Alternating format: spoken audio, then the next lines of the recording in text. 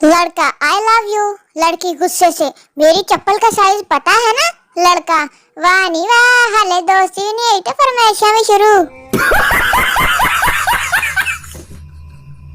Mummy आप तो कहती हैं कि परी उड़ती है, फिर साथ वाली आंटी नबीला क्यों नहीं उड़ती। मम्मी बेटा वो परी नहीं पप्पू, लेकिन पापा तो उसे परी कहते हैं। मम्मी ले पुत्र आज फिर उड़ेगा नाल तेरा प्यो भी परी दे वेखी जाई तू। बीवी ने अंग्रेजी की किताब पढ़ते हुए शोहर से पूछा, ये कंप्लीट और फिनिश में क्या फर्क होता है, जरा समझाएं तो। शोहर जैसे मैं तुम्हें मिल गया तो तुम्हारी लाइफ कंप्लीट हो गई और तुम मुझे मिल गई तो मेरी लाइफ फिनिश हो गई। ओ दूंगा कह के तो करो फरार होया। ओ लेके बैठी अगली वेलना।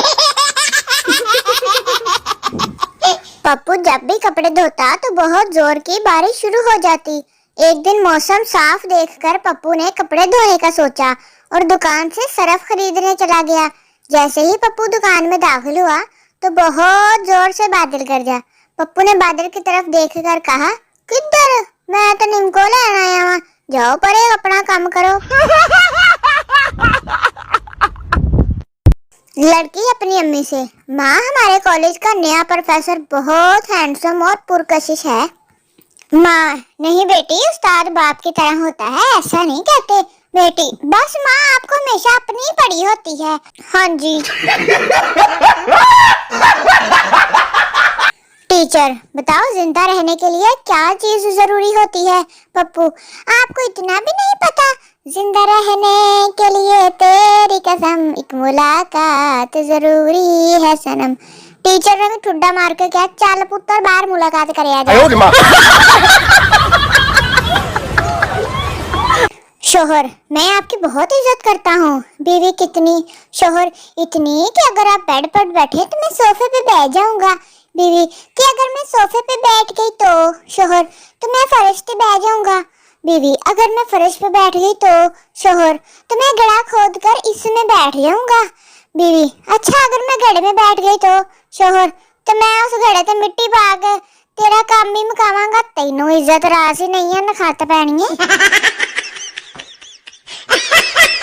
एक बुजुर्ग एक गांव से गुजरे तो इनसे एक औरत ने कहा कि मेरी शादी को 10 साल हो गए हैं लेकिन अभी तक औलाद नहीं हुई।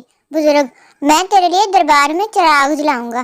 काफी सालों बाद बुजुर्ग इसी गांव से गुजरे तो इस औरत के घर गए तो इसके 12 बच्चे हो चुके थे। बुजुर्ग तुम्हारा शोहर कहाँ है। औरत वो आजकल दरबार ढूंढ रहा है ताकि वो चिराग बुझा सके, बाबा जी लड़ने ही लग गई है। नाई की दुकान में एक बच्चा दाखिल हुआ। नाई ने बच्चे को देखकर अपने ग्राहक के कान में कहा, ये दुनिया का सबसे बेवकूफ बच्चा है, देखना मैं तुम्हें दिखाता हूँ। नाई ने एक हाथ में 100 रुपए का नोट पकड़ा और एक हाथ में 10 रुपए का नोट और फिर बच्चे से पूछा, देखो मुन्ने कौन सा नोट चाहिए। बच्चे ने 10 रुपए वाला नोट ले लिया।